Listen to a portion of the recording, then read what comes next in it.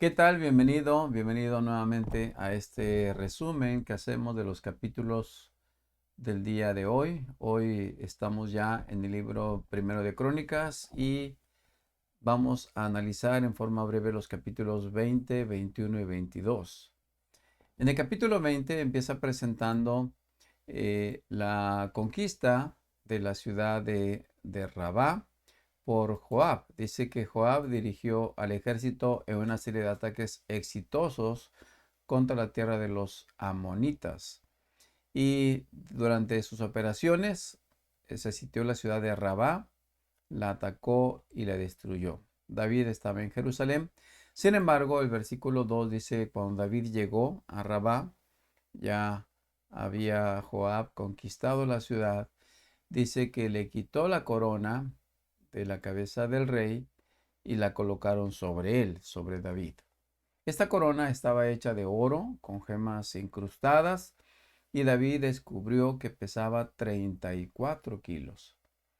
Imagínense esta corona sobre la cabeza de David y desde luego sería como un símbolo del dominio, de la autoridad de David. Y además dice que David llevó un enorme botín. En los versículos 5 y 6 encontramos otra batalla de David contra los filisteos. Y dice que en esta ocasión el Anán, hijo de Jair, mató a Lami. Lami era el hermano de Goliat de Gad, que era el gigante que David había matado. Y destaca en esta batalla, dice que este hombre, Lami, tenía un asta, el asta de la lanza era tan gruesa como un rodillo de telar. Y en el versículo 6 dice que en otra batalla contra los filisteos en Gat se enfrentaron con un hombre enorme que tenía 6 dedos en cada mano y 6 en cada pie, 24 dedos en total, que era también descendiente de los gigantes. Así que tenemos aquí todavía gigantes contra los cuales David y su ejército están luchando. En el capítulo 21 tenemos el censo que mandó hacer David. Dice versículo 1 que Satanás se levantó contra Israel y provocó que David hiciera un censo del pueblo de Israel. Uno podría pensar, bueno, ¿qué tenía de malo hacer un censo? Sin embargo, era como confiar más en los hombres que tenía que en el poder de Dios. Hasta este momento, Dios estaba guiando a David en cada uno de los pasos que daba, cada decisión que tomaba. Sin embargo, dice aquí pues que Satanás se levantó, de alguna forma incitó a David y desde luego Joab se resistía a cumplir esta orden. Sin embargo, dice el versículo 4 que el rey insistió en que levantaran el censo.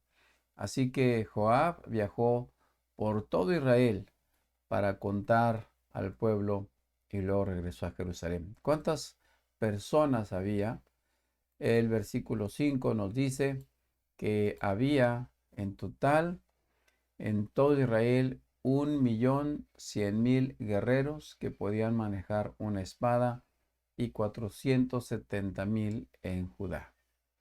Y desde luego, pues el censo no era una voluntad de Dios, así que el profeta Gad va con David y le dice, esto que hiciste está mal y tiene que haber un castigo. Dios no podía pasar por alto una ofensa como esta, porque era una demostración de falta de fe en Dios y confiar más en los hombres que tenía. Y el profeta Gad le dice, mira, Dios te va a elegir, hay tres opciones y no puedes elegir más que alguna de ellas. Las opciones eran las siguientes. Número uno, 3 años de hambre. Número dos, 3 meses de destrucción a espada de tus enemigos. Y número tres, 3 días de una terrible plaga, durante la cual el ángel del Señor traerá devastación por toda la tierra de Israel. Y luego le dice, decide y dime qué respuesta debo darle al Señor quien me envió. Desde luego, cualquiera de las tres implicaba alguna destrucción, algún problema, no era tan fácil decidir. Sin embargo, David finalmente toma la decisión de decir, bueno, caiga en manos de Dios, es decir, la última opción, la terrible plaga. Y la verdad que Dios es un Dios de misericordia, por eso David dice, prefiero caer en manos de Dios que en manos de mis enemigos, porque pues el hombre de pronto poseído por Satanás es capaz de hacer cosas enormes. Sin embargo, Dios tiene misericordia y eso lo podemos ver en el versículo 15 cuando dice que Dios envió un ángel para destruir a Jerusalén. Y sin embargo, dice que en el momento en que el ángel se disponía a destruirla, el Señor desistió. Y aquí está la misericordia de Dios. Y le dijo al ángel de la muerte, detente, ya es suficiente.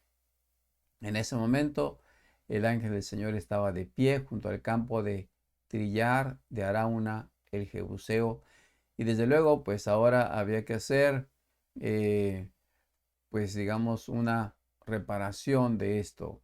David reconoce obviamente que estuvo mal y le dice a Dios, Señor, soy yo quien pidió el censo, soy yo el que pecó e hizo el mal, pero estas personas no son inocentes porque ya había muchos miles que estaban muriendo bajo esta plaga y sin embargo, David le dice a Dios, oh Señor, mi Dios, que tu enojo caiga sobre mí y mi familia, pero no destruyas a tu pueblo. Y entonces el ángel le dice, bueno, le da instrucciones para que suba y edifique un altar al Señor. En ese lugar, justamente donde estaba el ángel de la muerte, que ya estaba listo para ir a Jerusalén, en ese mismo lugar, el ángel le dice, tienes que subir, edificar un altar. Desde luego, más adelante encontramos cómo es que David pide ese terreno, se lo compra al propietario, a quien estaba en ese lugar, al Jebuseo, a Arauna, le pide ese campo donde estaba el ángel y allí se construye un altar como un símbolo de la misericordia de Dios en ese lugar. Y desde luego, pues la plaga terminó. En el capítulo 22 encontramos las órdenes de Dios, bueno, de David, para empezar los preparativos para construir el templo de Dios. Es interesante la cantidad de materiales que David reúne. El versículo 14 da una relación de todos los materiales que David reunió. Dice que había 3.400.000 kilos de oro, 34 millones de kilos de plata y tanto hierro y bronce que es imposible pesarlos. También he reunido, dijo David, madera y piedras para las paredes, aunque tal vez necesites agregar más. Uno puede pensar de qué tamaño, qué dimensiones tenía pensadas David que tendría el templo para reunir tanto oro y plata. Imagínense 3.400.000 kilos de oro y 34 millones de kilos de plata y también hierro, bronce y madera. Sin embargo, cuando leemos el texto y lo vemos más adelante, cuando ya Salomón es rey y Salomón empieza la construcción del templo, nos damos cuenta que todo el material que David reunió pues fue insuficiente. Salomón tuvo que recurrir a mucho más, si lo vamos a leer más adelante, mucho más material, mucho más oro, plata, para hacer el templo como Dios quería. Y hasta aquí vemos como Dios sigue conduciendo a David, a pesar de los errores. Y esto nos muestra que Dios es un Dios de misericordia. Quizás podemos de pronto equivocarnos, cometer errores graves, como este que hizo David. Sin embargo, la misericordia y el amor de Dios es tan grande que aun cuando sus hijos cometen graves pecados, Dios les perdona. Y que sea este mensaje que Dios pueda grabar en tus mentes en esta mañana, en este día. Que Dios te bendiga, que prospere todo lo que hagas y si has cometido algún pecado, que te ayude a levantarte y a caminar nuevamente tomado de su mano. Que Dios te bendiga, que tengas un excelente día.